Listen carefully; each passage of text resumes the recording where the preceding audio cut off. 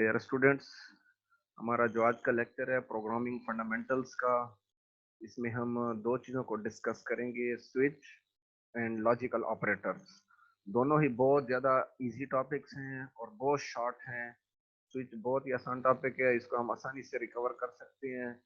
Switch कहते हैं हमारी जो आम वर्डिंग में, आम इंग्लिश के वही बात है, वर्ड्स में जब हम आम कोई चीज यूज कर रहे होते हैं, हम कहते हैं यहाँ से स्विच कर जाएं दूसरी साइड पर। मतलब एक चीज से दूसरी चीज पर बंदा जब चला जाता है, एक चेयर से दूसरी चेयर पर, एक काम से दूसरे काम पर, जब हमारा कंट्रोल चेंज हो रहा होता है, मतलब हमारा काम चेंज हो रहा होता है, लाइक हम स्विच कर रहे होते हैं। स्विचिंग जिस चीज को कहते हैं, आप लाइक एक स्मॉल सा बटन देख लें जिसको हम आम डेली लाइफ में यूज करते हैं कि स्विच को ऑन करें ऑफ करें। मतलब कंट्रोल हमारा चेंज हो रहा होता है। जब हमारे पास चॉइसेस ज्यादा बढ़ जाती हैं तो हमारा ऑटोमेटिक ही कंट्रोल चेंज होना शुरू हो जाता है। हम देख रहे होते हैं, हमारे पास चॉइस आना शुरू हो जाती है कि हम किस चीज को किस तरीके से चॉइस करें, उसको कैसे हम हासिल करेंगे, कैसे उसकी तरतीब सेट करेंगे।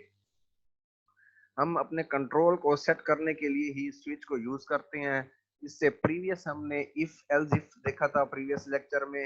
ये लाइक इफ एल्स इफ ये है, बट थोड़ा सा इसमें चेंज है, इसकी कुछ स्पीड उससे ज्यादा अच्छी है और ये इसका काम वही बात है, कुछ अंडरस्टैंड, इजी टू अंडरस्टैंड है, ये चीज हम आसानी से समझ जाते हैं। स्विच भी एज अ मल्टीपल कंडीशंस चल रहा होता है। जैसे हमने इफ एल्स के अंदर एक ग्रेड्स का प्रोग्राम बनाया था, ग्रेड के प्रोग्राम के अंदर हमने देखे थे डिफरेंट ग्रेड्स को, A B C D different grade से, और इफ एल्स के साथ चल रही थी। अगर फर्स्ट हमारा इफ फॉल्स हो जाता है तो हम सेकंड इफ की तरफ आएंगे, वो फॉल्स है तो थर्ड की तरफ आएंगे, लाइक एज इट इज। हम इसी तरीके से आखिरी ही स्टेप तक आते हैं, हम तमाम उसमें एल्स इफ को देखते हैं। स्विच स्टेटमेंट के अंदर भी हम यही चीज देख रहे होते हैं। ये हमने अलग अलग स्विच, एक स्विच के अंदर डिफरेंट केसेस बनाए होते हैं कि कौन से केस के अंदर कौन सा वही बात है कोड लिखा हुआ है, किसको एग्जीक्यूट करना है, और कौन से बॉडी के अंदर हमने किस चीज को एग्जीक्यूट करना है। बिल्कुल ये इफ एल्स की तरह ही है, सिर्फ हमारी कंट्रोलिंग की स्पीड बढ़ जाएगी और थोड़ा सा हमारे सिंटैक्स चेंज हो जाता है कंट्रोल को चेंज करने के लिए। लाइक आप ऐसे समझें, आपके पास वही बात है, एक चेयर एक क्लास में पड़ी है, दूसरी चेयर आपके पास रजिस्ट्रार ऑफिस में पड़ी है। आपके पास दो रास्ते हैं पहुंचना, आपने रजिस्ट्रार ऑफिस की चेयर तक है, चाहे आप सीढ़ियों से पहुंचे, चाहे आप डायरेक्ट छलांग लगाकर पहुंचे, आप जिस तरीके से वहां पहुंचना चाहते हैं, आप आसानी से, जहां जो तरीका आपको आसानी से वही बात है सूट करे, आप वहां उस तरीके से पहुंच सकते हैं। क्योंकि हमने देखना होता है कि किस तरीके से हमने अपने कंट्रोल को चेंज करना है और हमारा कंट्रोल कितना ज्यादा फास्ट हो सकता है, कौन सी तरतीब हम सेट करें कि हमारा कंट्रोल उतना ज्यादा बेहतर चले।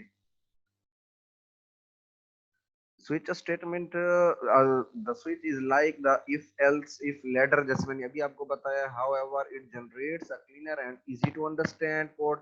The switch is also faster compare to the if else if ladder. ये कोई बात है, इफ एल्स इफ की जो लैडर है, मतलब इफ उसके बाद एल्स इफ डिफरेंट चल रहे होते हैं और लास्ट में हमारा पास एल्स आ जाता है, मतलब हम हमारे पास मल्टीपल कंडीशंस होते हैं। मल्टीपल कंडीशन में से हमने कोई एक ही कंडीशन को एग्जीक्यूट कराना होता है विद इन अ टाइम। इसी तरीके से हमारे पास केस भी जो है स्विच है, स्विच के अंदर भी यही सिस्टम ही चल रहा होता है। हमने कोई एक ही कंडीशन को एक टाइम पर रन करवाना होता है, कोई एक ही कंडीशन हमारे पास एक ही टाइम पर एग्जीक्यूट होनी है, हमें उसी का ही एक्चुअल रिजल्ट चाहिए, सारी कंडीशंस हमने रन नहीं करनी। अब लाइक देखें, हम जब ग्रेड्स का प्रोग्राम बनाते हैं, हमारे ग्रेड्स में 80 टू 90 मार्क्स पर ए ग्रेड है, 70 टू 80 पर बी ग्रेड है, 60 से 70 पर वही बात है सी ग्रेड है, बिलो 60 फेल का ग्रेड है। तो हम यही देख रहे होते हैं कि सारे के सारी कंडीशंस हमने रन नहीं करनी। ये नहीं है कि हमारे रिजल्ट में फेल भी लिखा आ जाए, बी ग्रेड भी, सी ग्रेड भी, ए ग्रेड भी सारे लिखे आ जाए। हमने सारी कंडीशंस को एग्जीक्यूट नहीं कराना, हमने इन सब में से किसी एक कंडीशन को एग्जीक्यूट कराना है। उस एक कंडीशन को हम एग्जीक्यूट किस तरीके से करते हैं, उसके लिए हम उसकी कंट्रोलिंग को चेंज करते हैं। कोई एक एग्जीक्यूट कराएंगे, बाकी हम सारे स्किप कर देंगे। उसी के लिए हम इफ एल्स भी यूज करते हैं, उसी के साथ हम स्विच भी यूज करते हैं। स्विच के अंदर हम ब्रेक स्टेटमेंट यूज कर रहे होते हैं। ब्रेक का कीवर्ड यूज होता है जिस जगह पर हमने उस स्विच को, उस केस को क्लोज करना है, टर्मिनेट करना है, वहां पर हम ब्रेक का कीवर्ड यूज कर लेते हैं कि ये हमारा जो ब्लॉक ऑफ कोड है, मतलब हमारी 2 लाइनें हैं, 3 लाइनें हैं, 1 लाइन है, 10 लाइनें हैं, कि इसका ये अपना ब्लॉक है, ये यहाँ ब्रेक हो गया। इससे नेक्स्ट हम अब आगे दूसरे केस की तरफ जाएंगे, मतलब हम दूसरी कंडीशन की तरफ जाएंगे। जिस भी कंडीशन को हमने टर्मिनेट करना है, स्टॉप करना है, अपनी किसी जगह पर रोकना है, तो वहां हम ब्रेक का कीवर्ड यूज कर लेते हैं। ये वही बात, इसका फ्लो डायग्राम है। हमारे पास एक्सप्रेशन है, मतलब एक कंडीशन चल रही है, इस कंडीशन में ही हमारे पास ये डिफरेंट केसेस बने हुए हैं, केस 1, केस 2, केस 3। अगर हमारा केस 1 ट्रू हो जाता है, हमारा ये जो ब्लॉक ऑफ कोड 1 है ये एग्जीक्यूट हो जाएगा और हमारे पास एक रिजल्ट शो हो जाएगा। अगर हमारी ये कंडीशन गलत है, मतलब केस 1 एग्जीक्यूट नहीं होता, तो हम केस 2 को चेक करेंगे, केस 3 को चेक करेंगे। इसी तरीके से हम डिफॉल्ट कंडीशन तक पहुंच जाते हैं। इफ एल्स इफ के अंदर जब हमारे पास एक लास्ट कंडीशन थी एल्स, एल्स ऐसी चीज है जिस पर हमारे पास कोई और ऑप्शन नहीं बचता, मतलब एक ही रास्ता है अब हमारे पास, उसी पर ही हमने चलना है। स्विच के अंदर एल्स के ही अगेंस्ट एक डिफॉल्ट यूज होता है कि जब हमारे पास सारी की सारी कंडीशंस चेक हो गई बट सारी की सारी कंडीशंस फॉल्स थी, तो हमारे पास एक ही आखिरी डिफॉल्ट कंडीशन ही बच गई है। उसी ही डिफॉल्ट पर ही अब हमने अपने सिस्टम को एग्जीक्यूट कराना है। अब हमने डिफॉल्ट का जो भी कोड है उसको हमने रन करना है। इसके सिंटैक्स को हम देख लेते हैं। बहुत ज्यादा इजी सिंटैक्स है, बहुत ज्यादा इजी प्रोग्राम है इसके, लाइक इफ एल्स इफ की तरह ही है। ये बहुत शॉर्ट किस्म का आज का लेक्चर है, अभी इसके हम प्रोग्राम भी करते हैं। सिंटैक्स में मैंने आपके सामने 2 सिंटैक्स रखे हुए हैं। स्विच का हमने स्टेटमेंट पहले यूज की, स्विच का कीवर्ड, अंदर हमने वेरिएबल को यूज कर लिया, a B C D different हम वेरिएबल जो हम डिक्लेयर करेंगे उसी को यहाँ हम यूज करेंगे। ये हम कैसे यूज करेंगे इसको अभी हम इसका स्मॉल सा प्रोग्राम देखते हैं, आपको ज्यादा अच्छा क्लियर हो जाएगा। ये हमने वही यहाँ से एक फर्स्ट बॉडी हमारी शुरू हो रही है, मेन बॉडी जिसको कहते हैं केस कांस्टेंट, का मतलब केस 1 है, केस ए है, केस प्लस है, केस का नेम यहाँ पर आ जाएगा, इसके अंदर इसकी अपनी बॉडी, सेकंड केस उसकी अपनी बॉडी, और फिर हमारे पास जो लास्ट ऑप्शन बचता है उसको हम डिफॉल्ट कर देते हैं। डिफॉल्ट का बाय डिफॉल्ट, जिसको जैसे हम मोबाइलों को ये स्टोर फैक्ट्री करते हैं, लैपटॉप्स की करते हैं, या कोई भी सॉफ्टवेयर जहां पर होता है वहां पर ऑप्शन होता है बाय डिफॉल्ट का। डिफॉल्ट पर हम क्लिक कर देते हैं तो उसकी ओरिजिनल फॉर्म में आ जाता है, मतलब हमारे पास इसके अलावा कोई और कंडीशन ही नहीं थी, कोई और रास्ता ही नहीं था। हमारे सिस्टम को हमने अब डिफॉल्ट की कंडीशन पर ले जाना है। ओरिजिनल फॉर्म में जो भी हमारी जितनी भी कंडीशंस चल रही हैं सारी फॉल्स हो गई हैं। अब जो हमारे पास एक ही रास्ता बचा है वो डिफॉल्ट का बचा है। स्विच वेरिएबल, ये दोनों सिंटैक्स आपके सामने है, आपको जहां से जो आसानी से समझ आ सके। स्विच, यहाँ हमने वेरिएबल यूज करना है। केस 1 है हमारे पास, इसके अंदर इसके कोड के ब्लॉक, कोड के वही बात है, लाइंस होंगी, स्टेटमेंट होगा, फिर हमने इसको ब्रेक करना है। अगर हम इसको ब्रेक नहीं करते तो ये सीक्वेंशियली केस 1 भी रन हो जाएगा, केस 2 भी रन हो जाएगा, और इधर भी अगर ब्रेक नहीं है तो फिर डिफॉल्ट भी रन हो जाएगा। हमारे पास सारा का सारा प्रोग्राम सीक्वेंस में रन हो जाएगा, बट हमने सीक्वेंशियल सिस्टम में इसको रन नहीं करना, हम सिलेक्शन देख रहे हैं। प्रोग्राम हमेशा सीक्वेंस में आ रहा होता है, और जब देखता है कि यहाँ पर कोई ना कोई कंडीशन आ गई है, कोई ना कोई चीज सेलेक्ट करनी है, वो सबसे पहले सीक्वेंस में केस 1 को चेक करेगा। अगर केस 1 के साथ उसकी कंडीशन मैच नहीं हो रही तो वो केस 2 की तरफ आ जाएगा। अगर केस 2 में भी उसकी कंडीशन मैच नहीं हो रही तो वो केस 3 की तरफ आ जाएगा। सिस्टम एक सीक्वेंस के अंदर सारी ही कंडीशंस को चेक कर रहा होता है। लास्ट में जब उसको कोई भी कहीं भी ट्रू ऑप्शन नहीं मिलेगा तो ऑटोमेटिक ही वो लास्ट डिफॉल्ट की तरफ आ जाएगा। बाय डिफॉल्ट यूज से जो हमारा रिजल्ट होगा डिफॉल्ट का वो हमारे सिस्टम को मिल जाएगा। वेरिएबल जैसे सर ये अभी हम प्रोग्राम कौन सी लैंग्वेज में रन करेंगे हम? ये हम डेव सी प्लस प्लस में करते हैं, अभी डेव हमारा कंपाइलर है और सी प्लस प्लस में हम करेंगे। ये अभी इसका मैं प्रोग्राम आपको करके दिखाता हूँ। मैं आपको थोड़ा बहुत इसका ठीक थ्योरी है सर। बता दूं, प्रोग्राम भी अभी करके दिखाता हूँ। वेरिएबल, वेरिएबल ठीक है अभी सर। मैं जैसे आपको बता रहा था, स्विच के कीवर्ड के साथ हम वेरिएबल यूज करते हैं, क्योंकि वेरिएबल ये डिक्लेयर हमने करना होता है जिसमें हम बार बार अपनी वैल्यूज को चेंज कर सकते हैं, उसमें हम कोई वैल्यू दे सकते हैं, कोई ना कोई अपनी मर्जी से सेटिंग कर सकते हैं वेरिएबल की। केस जो है, केस का कीवर्ड यूज किया जाता है कि केस फर्स्ट है, केस सेकंड है, केस थर्ड है।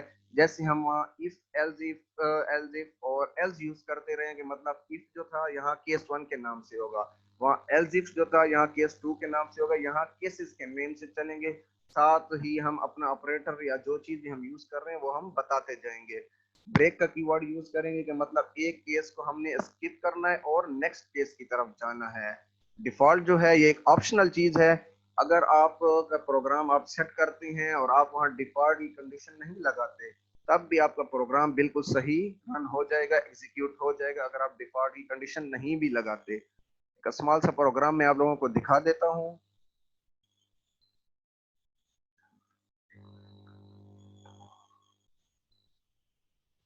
लॉकडाउन लग गया, क्या हुआ है?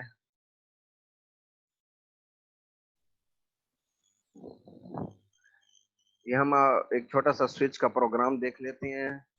स्विच के प्रोग्राम में वही बात है, हमारे पास जैसे एक इंट मेन होता है, बिल्कुल एज इट इज जैसे हमने पिछले प्रोग्राम देखे हैं। यहाँ हम डिक्लेयर कर रहे हैं डे को। इंटीजर में हमने डे को डिक्लेयर किया। डे क्या है? हमारे पास एक वेरिएबल है, हम इसकी बार बार वैल्यूज को चेंज करते रहेंगे। Cout enter number of week days, और सी इन में हमारे पास डे आ गया है कि मतलब यहाँ हम डे को चेंज करेंगे, हम अपनी मर्जी से डे फर्स्ट है, सेकंड है, थर्ड है, फोर्थ है, हम इसी को लेते रहेंगे। स्विच हमारे पास है। स्विच के अंदर हमने यहाँ पर डे, जो मैंने अभी आपको एल्गोरिदम में दिखाया है कि स्विच के कीवर्ड को हम यूज करते हैं, उसके साथ हम उसके वेरिएबल को यूज कर रहे होते हैं। वेरिएबल जो हमने यहाँ पर डिक्लेयर किया है वेरिएबल, यही वेरिएबल हम यहाँ चूज करेंगे, क्योंकि इसी ही वेरिएबल से ही हम देख रहे हैं कि आज कौन सा डे है। मतलब फर्स्ट, सेकंड, थर्ड, हम जो केस को सिलेक्ट करेंगे उसी को ही ये चेक करेगा कि कौन से हमने एंट्री की है, उस एंट्री के अगेंस्ट ही हमारे ये केसेस को चेक करेंगे। केस वन में अब हम देख रहे हैं सी आउट है हमारे पास। केस वन के अंदर हमने मंडे का वही बता सेटिंग किया सी आउट में। केस टू में हमने ट्यूसडे सेट किया है। केस थ्री के अंदर इसी तरीके से हमने 7 केसेस बनाए हैं। लास्ट हमने इनवैलिड, डिफॉल्ट के अंदर इनवैलिड एंट्री कर दिया है, क्योंकि अगर हमारे पास वीक के अंदर 7 डेज होते हैं, 7 से ज्यादा हम एंट्री कर देते हैं, तो हमें ऑटोमेटिक ही हमारा सिस्टम बता देगा कि ये इनवैलिड एंट्री है और इस चीज का यहाँ एग्जिस्ट नहीं हो सकती। इस प्रोग्राम को रन करके मैं आपको दिखाता हूँ।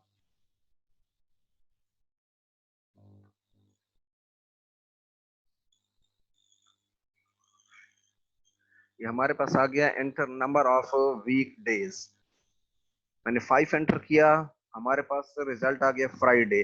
मतलब मंडे से हमने स्टार्ट लिया हुआ था और मंडे फिफ्थ डे हमारा कौन सा है? फ्राइडे।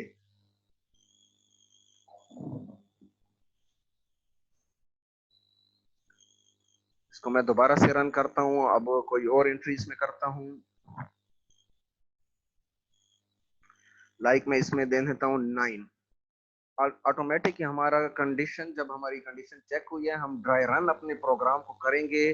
ड्राई रन का मतलब है हम तमाम जो हमारा एक्सपेक्टेड और एक्चुअल रिजल्ट आया है, जो एक्चुअल रिजल्ट था हमारा एक्सपेक्टेड रिजल्ट के साथ मैच नहीं हो रहा। हमने जब 9 इसमें इंटर किया है, तो इस 9 को, जब हमने 9 इंटर किया है तो 9 सबसे पहले इस केस के साथ मैच होगा। यहाँ पर केस 1 है, 9 केस नहीं है, यहाँ से स्किप केस 2 की तरफ कर जाएगा। केस 2 के साथ चेक होगा, यहाँ भी 9 नहीं है, केस 2 है, तो यहाँ पर थर्ड के साथ आ जाएगा। इस सब के साथ मैच करता जाएगा, 5, 6, 7 तक ये मैच करेगा। इसके बाद इसको 9 यहाँ पर नहीं मिलेगा। सारी की सारी कंडीशंस, केस 1 है, 2, 3, 4, 5, 6, 7, जितनी भी 7 कंडीशन है सारी की सारी फॉल्स हो जाएंगी, तो बाय डिफॉल्ट इस कंडीशन पर आ जाएगा। क्योंकि हमने जितनी भी एंट्रीज की हैं सारी की सारी एंट्रीज फॉल्स हो गई हैं, कोई भी ट्रू एंट्री नहीं थी, इसलिए हमारा सिस्टम ऑटोमेटिक ही डिफॉल्ट कंडीशन पर आ गया है। डिफॉल्ट में हमने इनवैलिड एंट्री ही प्रिंट करवा दी है कि हमने जो एंट्री की है वो डिफॉल्ट, वही बात है, गलत थी, वो फॉल्स थी। ऑटोमेटिक हमारा कंट्रोल यहाँ से बाहर चला गया है।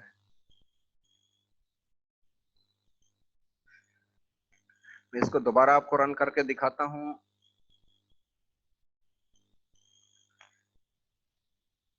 मैंने 4 एंटर किया है वीक डेज में, तो मेरे पास थर्सडे आ गया है। मैंने जब 4 एंटर किया है तो 4 सबसे पहले वही बात है, इस पहली कंडीशन के साथ मैच होगा, केस 1 के साथ मैच होगा। इसके बाद वही बात यहाँ फॉल्स हो जाएगा तो केस 2 के पास आ जाएगा।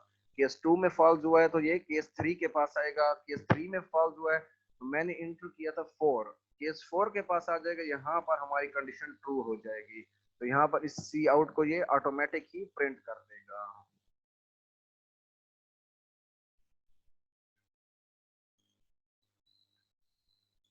आगे चलते हैं लॉजिकल ऑपरेटर्स की तरफ। सर आप ब्रेक क्यों लिख रहे हैं सर? सी आउट थर्सडे लिख के नीचे ब्रेक क्यों लिखा हुआ है सर?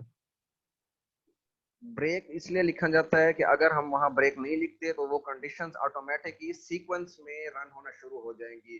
अगर हमारा वही बात है प्रोग्राम केस 2 के साथ मैच कर जाता है और केस 2 में ब्रेक नहीं लिखा हुआ तो ऑटोमेटिक हमारा केस 2 भी रन हो जाएगा, केस 3 भी रन हो जाएगा। मैं अभी आपको एक छोटा सा प्रोग्राम दिखा देता हूँ जिसमें मैं ब्रेक हटा दूंगा और हमारा प्रोग्राम सीक्वेंस में चलना शुरू हो जाएगा, दोनों दिन आ जाएंगे। यही प्रोग्राम मैं आपको 1 मिनट दोबारा दिखा देता हूँ। ठीक है सर। ये हमारे पास जो प्रोग्राम बना हुआ है केस 1 है, केस 2, केस 3। केस 1 का मैं ब्रेक मैंने रिमूव कर दिया है, केस 1 का ब्रेक हट गया है। अब मैं केस 1 को वही बात है रन करके आपको चेक कराता हूँ।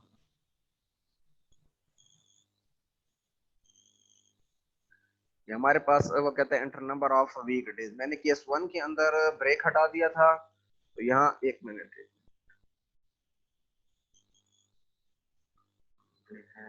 और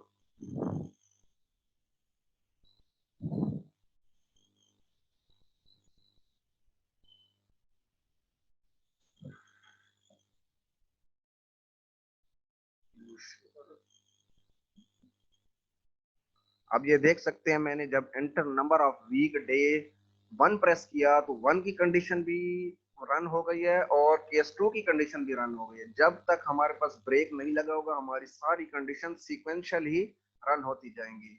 यहाँ मंडे भी प्रिंट हो गया है और ट्यूसडे भी प्रिंट हो गया है क्योंकि मैंने वहां ब्रेक के कीवर्ड को रिमूव कर दिया है, ब्रेक के कीवर्ड को मैंने वहां से कमेंट बना दिया ताकि वो चीज उसमें रन ना हो सके।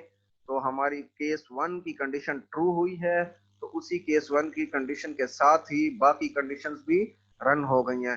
केस 1 ट्रू हुई है तो ये उसने सी आउट ये वाला एग्जीक्यूट कर दिया है, यहाँ से वो नीचे आया है सीक्वेंस में तो उसे केस 2 मिल गया है, यहाँ ये भी उसने सी आउट को भी कंप्यूटर ने हमारे सिस्टम ने हमारे कंपाइलर ने एग्जीक्यूट कर दिया। यहाँ ब्रेक मिल गया है जिसकी वजह से यहाँ पर हमारा सिस्टम स्टॉप कर गया है, टर्मिनेट हो गया। अगर मैं इस भी ब्रेक को हटा दूं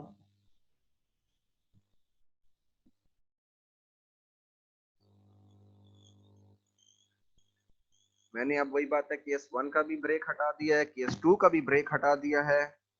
अब देखें यहाँ पर केस 1 भी एग्जीक्यूट हो गया, केस 2 भी एग्जीक्यूट हो गया और केस 3 भी एग्जीक्यूट हो गया। हमारा एक्चुअल रिजल्ट और एक्सपेक्टेड रिजल्ट में बहुत ज्यादा डिफरेंस आ गया है। हम क्योंकि कुछ और सोच रहे थे बट हमारे पास रिजल्ट गार्बेज वैल्यू बन गई है। हम सोच रहे थे कि फर्स्ट डे हमारे वीक का कौन सा होगा, यहाँ पर 3 डेज हमारे पास शो होना शुरू हो गए हैं। इसकी वजह से ऐसे समझे हमारे सिस्टम के अंदर एक क्रैश आ गया, एरर जनरेट हो गया है।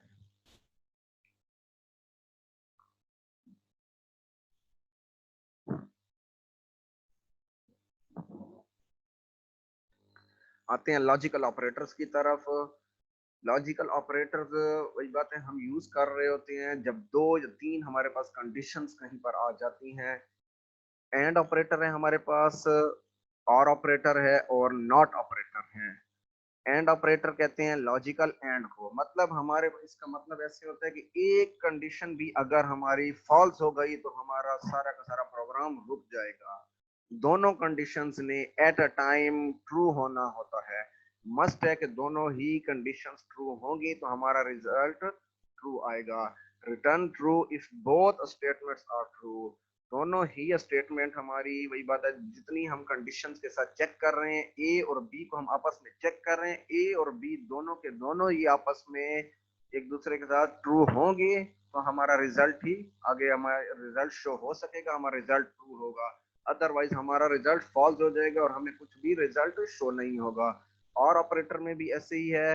लॉजिकल और जो है इसमें और कहते हैं या को, आप इंग्लिश के वर्ड को देख लें वो और कहते हैं या को, या एक कंडीशन ट्रू है फिर भी हमारा रिजल्ट चल जाएगा, दोनों कंडीशंस भी ट्रू हैं फिर भी हमारा रिजल्ट चल जाएगा। एक ना एक कंडीशन का ट्रू होना जरूरी होता है तो हमारा रिजल्ट आ जाएगा, हमारा सिस्टम एग्जीक्यूट हो जाएगा। Returns true if any one of the statement is true. अगर एक भी कंडीशन ट्रू हो गई तो हमारा सिस्टम रन हो जाएगा। मतलब इसमें हम कंडीशन ऐसी सेट कर रहे होते हैं कि अगर ए ठीक है तो बी भी ठीक होगा। मतलब दोनों ही कंडीशन एक दूसरे के साथ चल रही है कि एक ठीक है तो दोनों को ही चीज मिल जाएगी। एंड के अंदर होता है कि अगर ए ठीक है तो बी को भी ठीक होना जरूरी है, अदरवाइज दोनों को चीज नहीं मिलेगी। कभी कभी घरों में ऐसे होता है, तो वाले सब कहते हैं कि अगर आपने इतने मार्क्स लिए तो मैं आपको ये गिफ्ट दूंगा। आपके ऊपर एक कंडीशन बन जाती है, उस कंडीशन के ऊपर आपके एंड लग जाता है कि मैंने ये काम पूरा करना है, ये काम भी पूरा करना है, तब मेरा रिजल्ट मुझे मिलेगा, अदरवाइज नहीं मिलेगा। और के अंदर ऐसे है कि आपने एक कंडीशन आपकी ट्रू है तो दूसरी कंडीशन फॉल्स है तो आपका सिस्टम चल जाएगा। लॉजिकल नॉट जो है ये रिवर्स के लिए यूज होता है कि अगर हमारा रिजल्ट ट्रू है और हमने उसको फॉल्स करना है। हमारा रिजल्ट एक आ गया, हमने मतलब ए इक्वल टू 5 है, हमने साथ लिख दिया कि ए नॉट ए इक्वल टू 5, तो उसी कंडीशन को देख रहे होते हैं क्या ए 5 है या 5 नहीं है। मतलब हम उसको अपने रिजल्ट को इन्वर्ट कर रहे होते हैं। सिंपल। एंड ऑपरेटर के अंदर हमारे पास 0 0 है, ए एंड बी का 0, मतलब एक भी 0 है तो हमारा रिजल्ट 0 आ जाएगा। और ऑपरेटर के अंदर हमारे पास एक भी अगर वही बात है फॉल्स आ जाता है तो हमारा रिजल्ट ऑटोमेटिक फिर भी ट्रू होगा, क्योंकि ए और का इंग्लिश के वर्ड के मुताबिक हमारा मतलब होता है या। एक भी चीज आपकी ठीक है तो दूसरा ऑटोमेटिक ही ठीक हो जाएगा। इसका मैं आपको स्मॉल सा प्रोग्राम दिखा देता हूँ।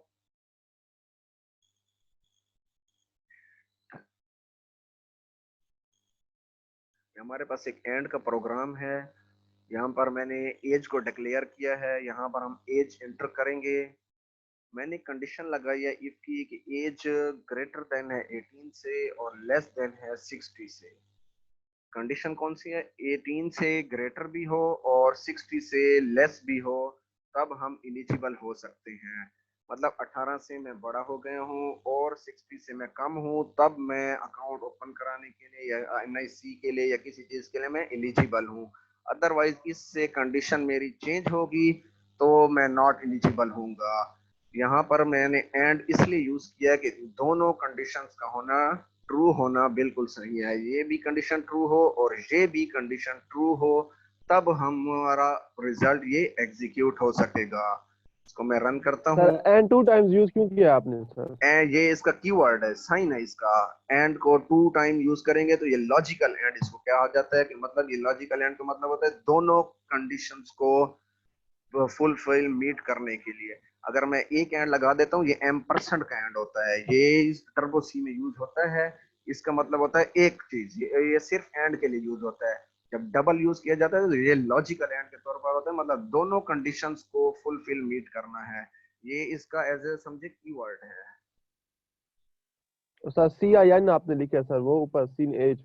हाँ एक मिनट, CIN ये मैं वैसे प्रीवियस लेक्चर में जब सी आउट सीन पढ़ा रहा था तो चलिए मैं एक मिनट दोबारा से उसका बता देता हूँ।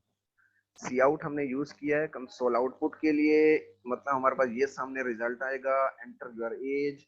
सी इन का मतलब है मैं इसी एज के अंदर, ये जो मैंने यहाँ डिक्लेयर किया था इस एज के अंदर मैं एंट्री जो करूंगा इसमें सेव हो जाए। कोई एंट्री करने के लिए सी इन यूज किया जाता है।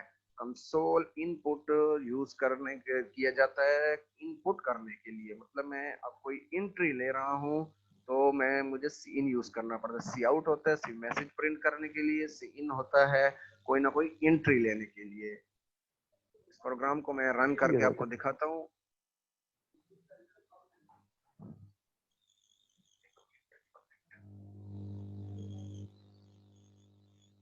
एंटर योर एज, मैंने कंडीशन क्या लगाई थी? सर 18 से 60। जी सर जी जी पूछ। सर ये सिंगल एंड सर किस लिए काम आता है? आता हूँ आपके क्वेश्चन पर भी। ये ऐसे है, क्लास का टाइम खत्म होने वाला है, क्वेश्चन लास्ट में करते हैं, ये कंप्लीट होने दे जरा, क्योंकि टोटल यहाँ मेरे पास टाइम शो हो गया जूम का। ये इस क्वेश्चन को मैं आपको लास्ट में सारे क्वेश्चन आपके क्लियर करता हूँ। एंटर योर एज, मैंने वहाँ कंडीशन यूज की थी एंटर योर एज की 18 हमारे पास मिनिमम हो और मैक्सिमम 60 हो। 18 और 60 के दरमियान ही है जब हम कंडीशंस देंगे, और दोनों कंडीशंस में मीट होना जरूरी है। यहाँ पर मैं दे रहा हूँ 20। अब 20 जो मेरी हमारी कंडीशन है, मतलब 18 से ग्रेटर भी है और 60 से लेस भी है। अगर मैं यहाँ लिख देता हूँ 61, ये 20 से तो ग्रेटर है बट 60 से लेस नहीं है, जिसकी वजह से हमारा ये रिजल्ट इनवैलिड की तरफ आ जाएगा। यहाँ पर मैंने 20 एंटर किया, मेरे पास रिजल्ट आ गया एलिजिबल, मतलब यहाँ मेरे दोनों की दोनों कंडीशंस फुलफिल मीटअप हो गई हैं। यहाँ पर जब मैंने 20 एंटर किया है तो 20 पहले इसके साथ मैच होगा। एज यहाँ पर ड्राई रन अगर करें हम, एज 20 ग्रेटर देन और इक्वल टू 18, ये कंडीशन हमारी ठीक होगी क्योंकि 20 ग्रेटर है 18 से, एंड एज में 20 लेस देन 60, यहाँ भी हमारी कंडीशन बिल्कुल सही फुलफिल मीटअप हो 51 जाएगी। था तो मीन ये ट्रू और एक में से ट्रू था ये। कोशिश करें अपने माइक ऑफ रखें, जो क्वेश्चन है रॉबर्ट आप अपना माइक ऑफ कर दे आप। लास्ट में आप क्वेश्चन पूछें, जो भी क्वेश्चन है, क्योंकि क्लास का टाइम कम है रह गया है, इधर से जूम पर हमें टाइम शो हो रहा है। आप कोशिश करें सारे क्वेश्चन लास्ट में पूछें। हमारे पास जब ये कंडीशन फुलफिल मीटअप नहीं होती तो हम आ जाते हैं एल्स की तरफ, तब हमारा नॉट एलिजिबल हो जाएगा। अगर ये कंडीशन भी फॉल्स है, ये कंडीशन भी फॉल्स है, 18 से मैंने वही बात है, अगर यहाँ पर मैं डाल देता हूँ 10 60 से तो लेस हो जाएगी, ये कंडीशन तो सही ट्रू हो जाएगी, बट ये कंडीशन ट्रू नहीं होगी, जिसकी वजह से हमारा सिस्टम आ जाएगा एल्स की तरफ। इसको मैं रन करके आपको दिखाता हूँ।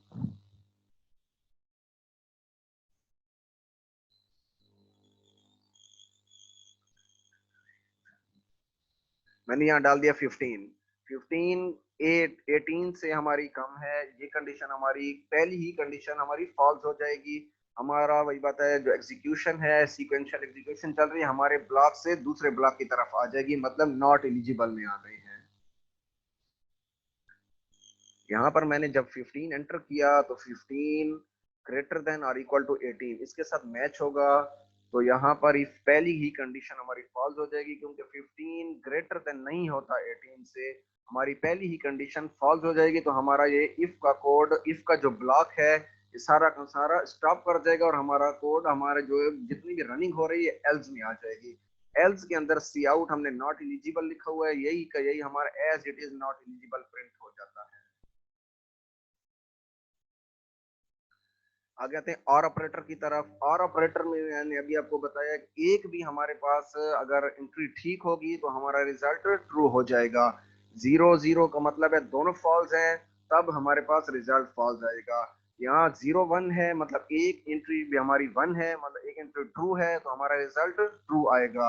आपका A0 है, B0, पहली कंडीशन ट्रू है या दूसरी कंडीशन, कोई एक भी कंडीशन आपकी ट्रू हो जाए तो आपका रिजल्ट ऑटोमेटिक ही ठीक हो जाएगा, आपका रिजल्ट ऑटोमेटिक, आपको प्रोग्राम रन हो जाएगा। यहाँ में और का प्रोग्राम देख लेते हैं। यहाँ पर वही बात, मैंने दो ए और बी दो चीजें डिक्लेयर किए हुए हैं, इनकी वैल्यूज भी मैंने पहले से इनिशियलाइज कर रखी हैं, 5 और 9। सी आउट में यहाँ पर मैंने कमेंट्स में भी लिख रखा है false and false equal to false, जैसे अभी आपको मैंने एक डायग्राम दिखाया है, दोनों कंडीशन, पहली कंडीशन भी फॉल्स है, दूसरी कंडीशन भी फॉल्स है, तो हमारा रिजल्ट ऑटोमेटिक ही फॉल्स आ जाएगा। सी आउट हमने यहाँ यूज किया ए इक्वल टू 0। यहाँ डबल इक्वल क्यों यूज किया? डबल इक्वल यूज किया करने का मतलब होता है ये चीज के इक्वल है। अगर मैं सिंगल इक्वल यूज करता, ये इसका मतलब होता है ये चीज को असाइन कर रहा है, असाइनमेंट हो रही है चीज को, इसको वैल्यू मिल रही है, ये इसके इक्वल नहीं है। डबल इक्वल का मतलब होता है इस चीज की, इसको वैल्यू हमने बना दिया है, इसको फिक्स कर दिया है कि ए यहाँ पर 0 के बराबर है। यहाँ में हमारे पास ए था 5, बी था 9। यहाँ ए, यहाँ पर जब चेक होगा 5 इक्वल इक्वल टू 0, हमारी ये कंडीशन फॉल्स हो जाएगी, तो ये दूसरी कंडीशन चेक होगी। 5 ग्रेटर देन है 9 से, ये कंडीशन भी हमारी फॉल्स हो जाएगी। जब दोनों ही कंडीशन हमारी फॉल्स हैं तो हमारा ये कोड एग्जीक्यूट नहीं होगा, हमारा ऑटोमेटिक ही यहाँ पर कोड आ जाएगा, यहाँ इसके साथ अब चेक होगा। यहाँ पर हमारे पास वही बात है, पहली कंडीशन यहाँ चेक होगी, ए हमारे पास है 5 इक्वल इक्वल टू 0, ये कंडीशन हमारी फॉल्स है। दूसरी चेक होगी 5 लेस देन 9, ये हमारी कंडीशन ट्रू हो जाएगी। एक कंडीशन फॉल्स है, एक कंडीशन हमारी क्या है, ट्रू है, हमारा सिस्टम रन कर जाएगा। ये उन कंडीशंस के लिए हम यूज करते हैं जहां पर ट्रू भी और फॉल्स भी दोनों हमारे पास आ रहे हो। मतलब हमने कहते हैं कि एक कंडीशन भी अगर ठीक है तो हमारी वही बात है, सिस्टम चल जाए, हमारा प्रोग्राम रन हो जाए। अगर दोनों ही कंडीशन ट्रू हैं तब भी हमारा सिस्टम चलेगा, दोनों कंडीशंस फॉल्स हैं तब हमारा सिस्टम रुकेगा, अदरवाइज हमारा सिस्टम रन होता रहेगा। इसको मैं रन करके आपको दिखाता हूँ।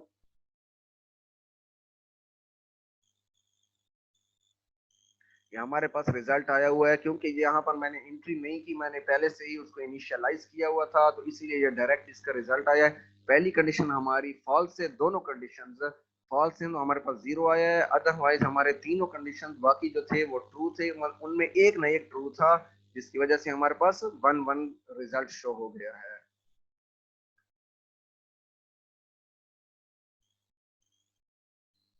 मेरे स्टूडेंट्स, कोई आपका क्वेश्चन है तो जल्दी जल्दी पूछ लें, यहाँ हमारे पास क्लास का सिर्फ 2.5 मिनट रह गया है। जी आप क्या पूछना चाह रहे थे?